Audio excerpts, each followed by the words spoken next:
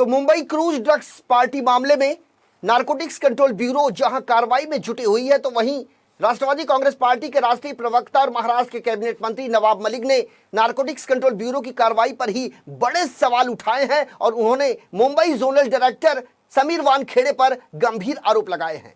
लेकिन जैसे ही नवाब मलिक ने आरोप लगाए, वैसे ही नारकोटिक्स कंट्रोल ब्यूरो की तरफ से एनसीबी के डीजी ज्ञानेश्वर सिंह ने प्रेस कॉन्फ्रेंस करते हुए नवाब मलिक के तमाम सवालों का जवाब दिया। उन्होंने कहा कि जिस समय नारकोटिक्स कंट्रोल ब्यूरो की मुंबई इकाई क्रूज पर चल रहे ड्रग्स पार्टी में छापेमारी करने पहुंची, तो उस समय 11 नहीं बल्कि 14 आरोपियों को हिरासत में लिया गया था और वहां 3 आरोपियों को नहीं छोड़ा गया, बल्कि 6 आरोपियों को इसलिए छोड़ा गया क्योंकि उनके बारे में कोई सबूत एनसीबी के पास मौजूद नहीं थे।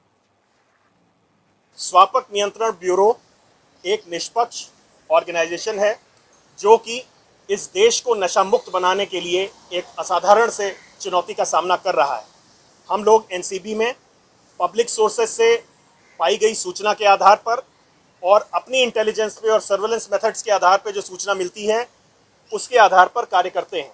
स्पेसिफिक इंफॉर्मेशन के आधार पर international cruise terminal green gate में कॉर्डेला क्रूज शिप पर 2 तारीख को रेड की गई और 8 लोगों को कई तरह के ड्रग्स के साथ, जिसमें कोकेन, मेफेड्रॉन, चरस, हाइड्रोपोनिक वीड और एमडीए शामिल था, के साथ गिरफ्तार किया गया। इनके पास से 1,33,000 रुपये भी बरामद हुए। विधि द्वारा स्थापित प्रक्रिया के तहत स्वापक नियंत्रण ब्यूरो को 2 स्वतंत्र गवाह भी अपनी प्रक्रिया में शामिल करने होते हैं। चूँकि ये सारे ऑपरेशन वास्तविक समय के आधार पर होते हैं, तो इन इंडिपेंडेंट विटनेसेस का फील्ड वेरिफिकेशन और इनके बारे में जानकारी इकट्ठा करना मुश्किल होता है, क्योंकि उस समय हमारा मुख्य उद्देश्य ड्रग की रिकवरी और ऑपरेशन पर होता है। कुल 9 स्वतंत्र गवाह इसमें शामिल हुए, जिसमें मनीष भानुशाली और केपी गोस्वामी भी थे। मैं यहाँ दोहराना चाहूँगा कि इन सभी 9 गवाहों को 2 तारीख के ऑपरेशन के पहले एनसीबी नहीं जानती थी। चूँकि इस रेड में जो लोग गिरफ्तार हुए थे, उसके बाद उनकी सेफ्टी को ध्यान में रखते हुए काफ़ी भीड़ जो कि इकट्ठा हो गई थी, तमाम सारे कैमरे थे, उसको ध्यान में रखते हुए इनको एनसीबी ऑफिस में लाया गया। जितने भी लोग यहाँ पे डिटेन किए गए या अरेस्ट किए गए, उन सभी के साथ एनसीबी ने न्यायोचित और अच्छा व्यवहार किया। यहाँ तक कि उनके पक्ष के वकील ने भी एनसीबी के ऑफिसर्स में अपना विश्वास जाहिर किया है और ये कोर्ट रूम की में दर्ज है।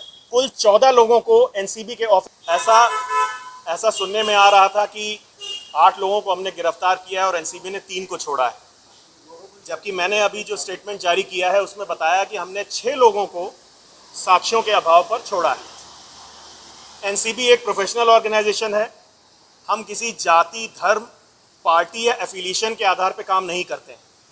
सबूतों के आधार पर माननीय न्यायालय के सुपरविजन में काम करते हैं।